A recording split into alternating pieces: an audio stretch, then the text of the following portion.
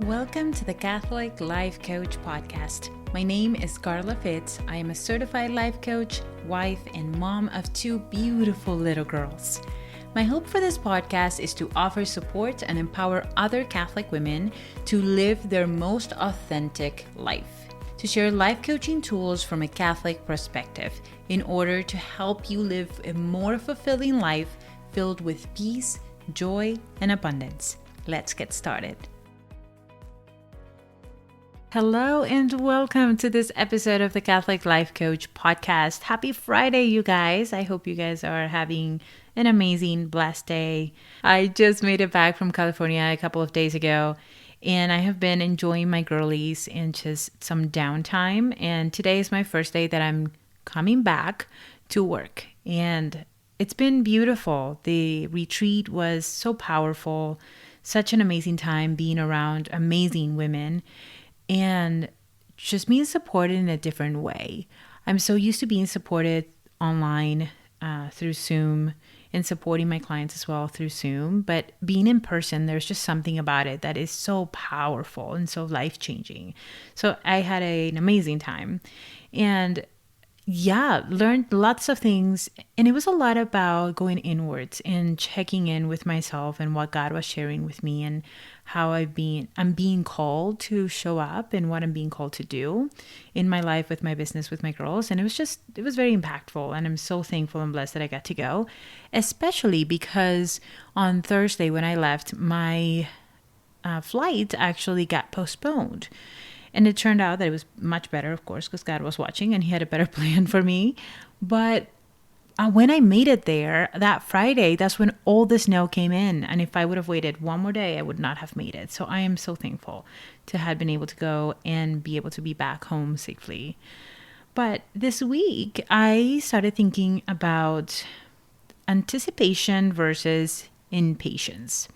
I actually saw this in a journal. I saw it in a magazine, and supposedly they were doing an article on anticipation versus impatience. And at the time I was like, oh, that's perfect, I need to read that. And then I read it, and I'm not entirely sure how they explained this, so I decided that I was going to do a podcast on this and talk to you guys about that. And also reminded me of some teachings that my girls have been teaching me this past couple of weeks. So when it comes to our goals, there is a misunderstanding that we need to keep it in our hearts, like we need to set a goal and then think about it all of the time. And that's not the case. And I think this is where the anticipation versus impatient kind of makes sense. So I just want to define it for you guys. I went to the Googles and I tried to find out what the definition of impatience versus anticipation was. But I ended up just kind of writing something myself that makes sense to my brain, and hopefully it'll help you kind of differentiate. When it comes to our goals, our brains get a little stuck on one or the other. And most of the time we turn to impatience rather than anticipation. And we think we are being just excited and anticipating the time that we reach our goals, but really what we are being is impatient and wanting the goal now. So the definition of anticipation, the way I want to explain it, is excitingly waiting for something. But in the process of excitedly waiting for that thing, you are trusting. Whereas impatience is waiting for the thing to happen, but wanting it now. And you feel frustrated while waiting. And I think that is the biggest difference. When you are being in anticipation, when you are in a state of just so excited to reach that goal, you are waiting for it, but you are trusting that it's coming. Whereas when you're in patience, you doubt. You feel frustrated because you don't have it now. And so your brain doesn't fully believe that it's going to happen for you. So you're in a rush. Let's get there so that I can feel better, so that I can feel a certain way. Let's say that your goal is for your business and you're like, I want to reach 5K months. And your thought is, well, when I get there, I'm going to feel a certain way. Like you think you are going to feel a certain way, but truly you are not. When you reach that goal, you'll realize that this is actually normal. It's not that big of a deal. It's exciting, but you haven't changed that much. You start changing in the process. This past week, before I left for my trip, I had a moment with my daughter, my oldest, because she was doing a maze. And she was like, hey, mommy, look, I finished the maze. But she didn't look excited. And I'm like, are you okay? And she's like, yeah. I'm like, did you copy the results? Like, did you copy the answer for the maze? Did you look at the back of the book to see how you could finish the maze? And she said, yes. And so I asked her, how do you feel about that? Do you feel accomplished? Do you feel like you learned something? And she said, no, it doesn't feel great. And I sat there to just explain to my daughter how when we are trying to go through the maze of life towards a goal, towards a dream, we need to face the bumps along the way. We can't just copy and paste. It might sound right now, copying and pasting might sound amazing because it's the instant gratification where your brain gets that dopamine hit and you're like, okay, I feel amazing. I got it done. But when you miss the bumps, when you try to skip over the, oh, that's not the way, turn, oh, that's not the way, turn, try another way, you don't learn anything. And I think it's key for us to remember that life is a maze, that our goals are meant to be a maze. We are not meant to say, okay, I'm going to set this big goal for myself, and then all of a sudden we're there. We have bumps across the way. We have bumps along the way. But there is a big difference that we need to draw between how we are living our life in between the now, where we are now, and reaching our goal. Because it's one day at a time. This last week, we talked about coloring one page at a time, right? And that is the way to our goals, is one page at a time.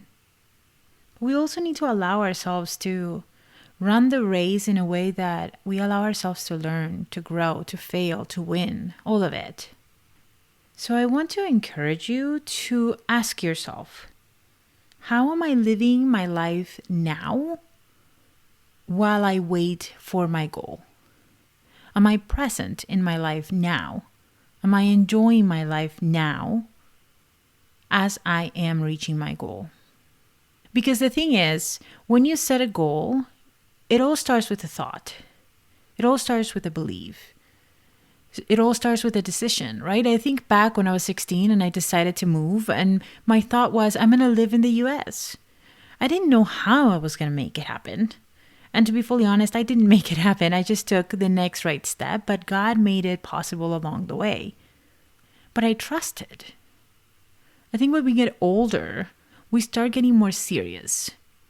We get to an age in which we are not allowed to dream. We don't dream anymore. We're moms, we're wives, and we keep up the house and we work and we do our business, but we just, let's just keep safe. But if you look back in your life, I can guarantee you're going to find a time in which you set up a goal and you trusted. You waited excitedly and you anticipated the time in which you would become that person that could reach that goal. And you waited excitedly because you trusted that it was coming. You trusted that it was done. But as we get older, we want to find out the how. As we get older, we want to have a roadmap so that we skip the bumps during the maze.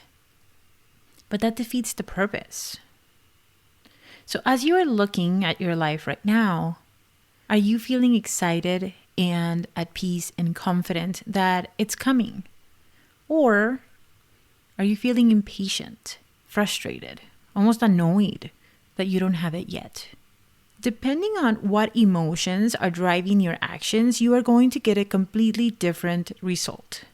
If you are letting your actions be driven by doubt, by frustration, by annoyance, by impatience, I can guarantee that your actions will look more like thinking about why things are not possible, how this is not going to work out, why you don't have enough now, why you can't be happy now, why when you get to that goal, you will feel better, but you don't know if it's going to happen for you. And we waste a lot of time thinking about the how. But if your actions are being driven by excitement and trust, you are going to take courageous actions. You're going to take empowered actions, and aligned actions, and you will show up for that dream with so much love, so much enjoyment, and present in the now. Asking God what you're supposed to do now, instead of missing the now, trying to get to a future that cannot solve your emotions. You have power over your thoughts now, and you have power over your emotions now. I think that is one of my biggest goals this 2024 is to not only reach for joy in my life, in my day-to-day life, but also to help my clients do the same. Because so often we miss out on the joys of our lives that we have now because we are so focused on what's coming, whether that is our goals or the stresses of life. And I think one of the most powerful things we can do is to find the joy in the little things in our day-to-day. I want to share with you that you are successful now, that you are loved now, that you are capable now. There's nothing you need to wait for but your own permission, your own decision to decide for yourself, I am capable, I am successful, I am loved, and I am allowed to be happy now. So if you are feeling impatient, know that you have power over that emotion now. Know that you can work on your thinking so that you can make your journey a lot more enjoyable. But if you are feeling anticipation, then enjoy the journey. Enjoy the ride. Take one bump at a time until you get to your goal, because you will. No doubt in my mind. I heard my coach this weekend say that when we set a goal, we have to set the intention in our hearts and in our minds that it is done. But then she gave me a different word for that phrase. The word is amen. And I just can't think of a better word to end a goal. As in, you set up a goal for 2024, you're setting an intention, you are setting a dream. And right after you set it, right after you write it, you write amen.